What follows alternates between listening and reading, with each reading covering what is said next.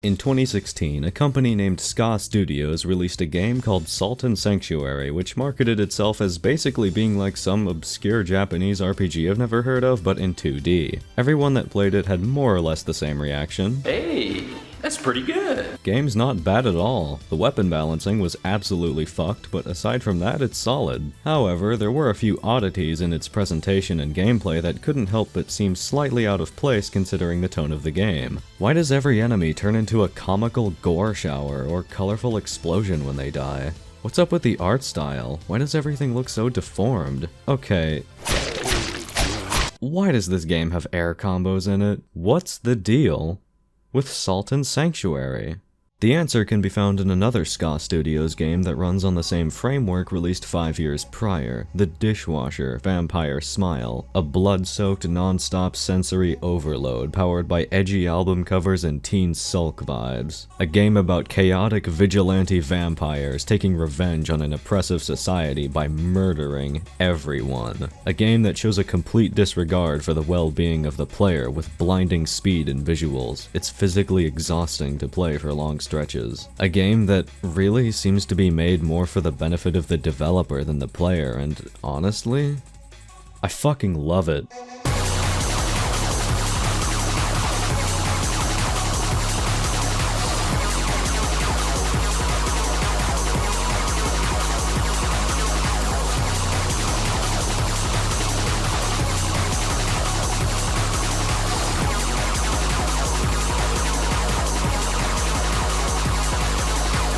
This game is like weaponized dopamine. Let's talk about it. Vampire Smile is a side-scrolling beat-em-up originally released on the Xbox Live Arcade in 2011 before receiving a Steam port 6 years later. The first thing you'll notice before starting a new game is that there's two playable characters right from the get-go. The eponymous Dishwasher, who is kind of like a cross between Salad Fingers and, Rurouni Kenshin, and the prisoner, but I'm not gonna call her that since she's only a prisoner for like 30 seconds before she breaks free and starts committing acts of cannibalism. Instead, we're just gonna call her Yuki, cause that's her name, you dingus. This game takes place on the moon. Why the moon, you ask? Well, because Earth exploded because of cyber COVID or something. It doesn't matter. Yuki and Dishwasher share the same goal: venture to all the corporate leaders on the moon responsible for cyber AIDS and murder the fuck out of them. That's all we need from the story for now. Let's check out the presentation. Visually, this game is stylized. As far as colors and variety go, it's a bit bland. A lot of white, gray, black, brown. Pretty dull overall. I like it though. Makes it feel that much more impactful when the levels inevitably get decorated with an entire shining hallway's worth of blood. Earlier when I said the visuals were blinding, that wasn't hyperbole. The better you're performing in gameplay, the more the screen will start to freak out with really harsh visual effects. Heavy blurs, flashes, rapid zooming, freeze frames, they even put in motion lines. Neat.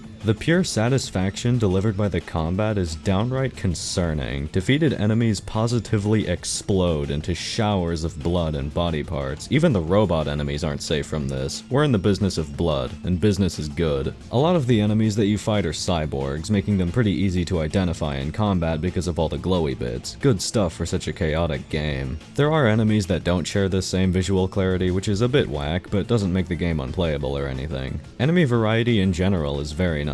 Off the top of my head, I can only think of one sorta copy-paste enemy, but there's a lot of variety here. Not just for looks either, they all have unique movesets to consider. I don't have a whole lot to say on the visuals, honestly. I think it achieved the goal of looking like an edgy webcomic quite well. I'm not sure how I feel about all the insane screen effects. They're not constant, and when they do show, they fit into the gameplay, but even with their presence, I still can't stand to play for longer than an hour before I need a break from the visual nightcore. It doesn't look bad, exactly, just painful. The kind of pain you get after an hour or two of intense exercise. It leaves you feeling sore, yet satisfied, if that makes sense. As expected, the sound design is just as chaotic as the visuals. The blood sprays, bone breaks, explosions, sword slashes, and screaming coming from both you and your enemy blur together into a violent haze.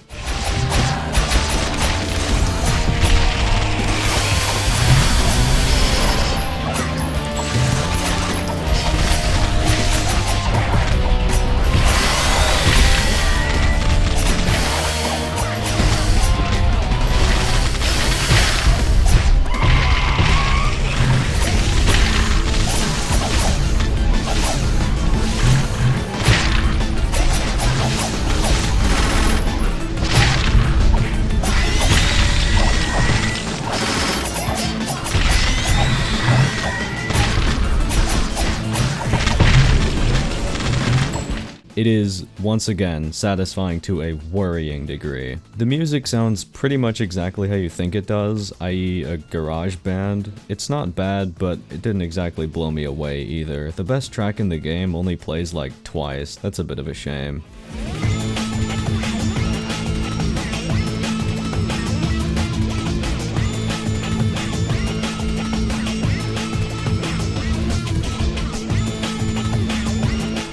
It's serviceable, both the music and the presentation as a whole. Again, not much to say, but I think that's a good thing here. Nothing ever looks or sounds bad. Let's just talk about the game. Why is this man accelerating towards me?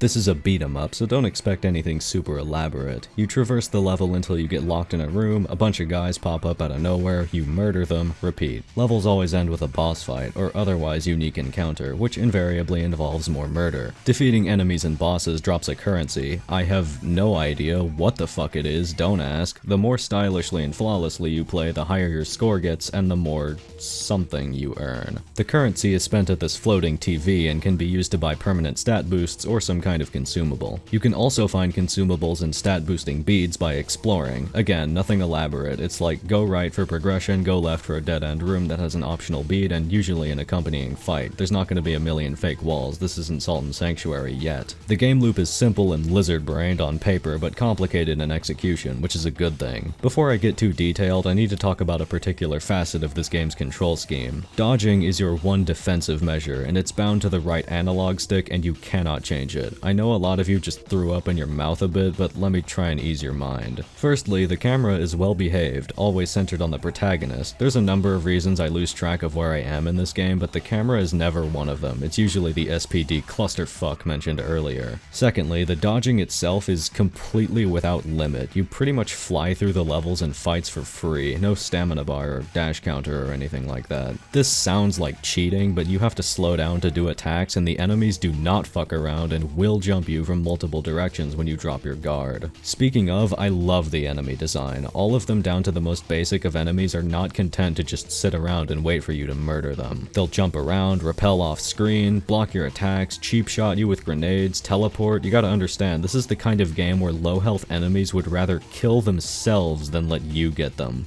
I don't blame them, honestly. What I especially appreciate is how each enemy type has a distinct role to fill. Some dudes shoot you from far away, but bash you if you get close. Melee-focused enemies usually have some form of gap close like this teleporting anime villain here, or failing that, just a bunch of health. To keep this from being too overwhelming, enemies can actually hit and kill each other trying to get to you, which is always funny. The boss fights across the board are fine. None of them are terrible, and none of them knock my socks off either. They're a challenge, and feel very unique from each other as far as gameplay and looks goes. Look, all you really need to know is there's a giant metal skeleton grafted onto a set of tank treads called the Skeletank. This dude has lived rent-free in my head for weeks, so now I'm making it your problem. But what about you? What tools do you have to combat all this nonsense, and which character should you choose? Does it even matter?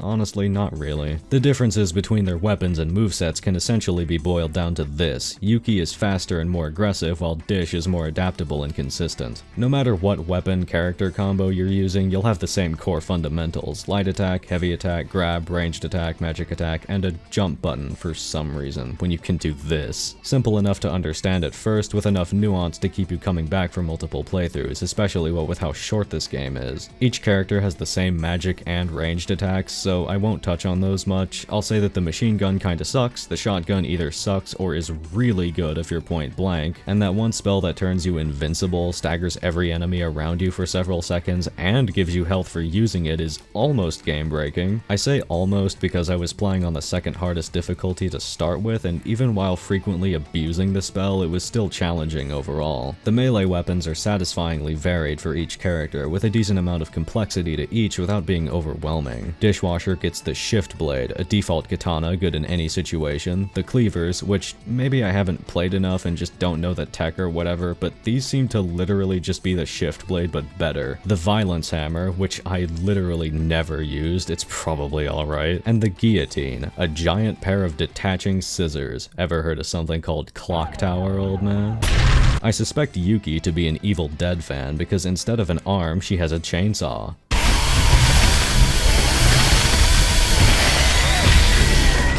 Groovy. Beyond that, she has her own default katana called Conviction, which might be the fastest weapon in the game. The Cloud Sword, which is, let's just say it's self-explanatory. The Kamikaze? Nope. And my favorite weapon of the bunch, a giant fucking syringe called the Painkiller. Damn, bruh, that COVID vaccine don't fuck around.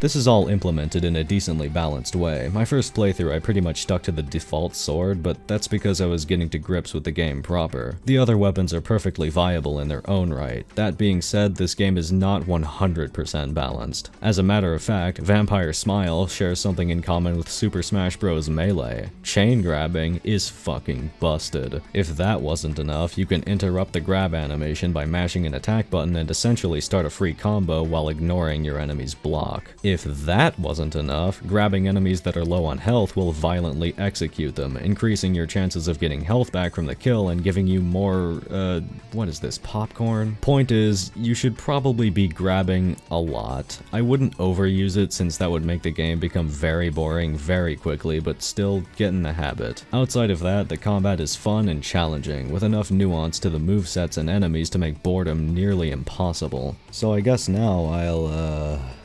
talk about the story? Man, do you even care? Fuck, do I even care? Hell no, I don't. I don't know about you, but I don't play this game to immerse myself in the amazing lunar world building or the gripping underdog fight the power narrative. I play this game because I want to watch the insurrectionist femboy Ronin Izuna drop a cyborg so hard he pops like a crypto investment bubble.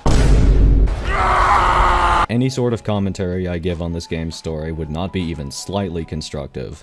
So I'll give some sort of commentary on this game's story. There's a noticeable disconnect between how the main characters act in gameplay and how they act in cutscenes. In gameplay, they're, you know, fucking deranged, but in cutscenes, they are self-righteous to a comedic extent. This is rancid. Cyborgs are the freaks you get when you give a machine a soul. Yuki, what right do you think you have to call anything rancid when you literally eat people? I guess I can talk about the differences between the two campaigns since there are some. Dishwasher's campaign is basically nothing. At the start of the game, he's like, I'm gonna kill these bad men. And then he does. But just you wait, in the ending cutscene, he's like, heh, I killed those bad men. But now, I'm gonna go kill more bad men. Yuki's campaign is a lot of the same, but there's more going on with Yuki herself. Get a load of this. Yuki might be possessed by a demon.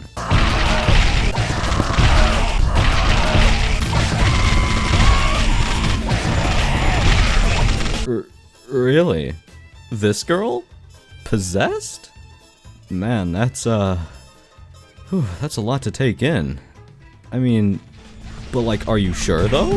This game's story is impossible to take seriously and wasn't intended to be, only being memorable due to how much of a shameless, silly power fantasy it is, and I wouldn't have it any other way. Let's wrap this up. Vampire Smile is a delightfully violent action game well worth its asking price. It manages to stand out amongst its AAA peers with an instantly recognizable style and aesthetic. The gameplay mechanics are easy enough to pick up that Markiplier could hop on and tear shit to pieces with the best of them, while still being nuanced enough intrinsically with plenty of replay value via extra difficulty modes, challenges, arcade mode, and probably something else I'm forgetting about. Any way you spin it, $10 is fucking absurd for what you get out of it. At absolute worst, you might find it to be a mediocre time killer, play it once, and never think about it again. Easy recommend from me no matter what. Sorry about the hiatus, again, but I actually have a reason this time. I've been working on a pretty big video behind the scenes, and in no uncertain terms, it's been a giant pain in the ass. I don't know how much longer it's gonna take, so I hope you enjoy this little snack video in the meantime, and also maybe try out the game. Like, seriously dude, $10 fucking.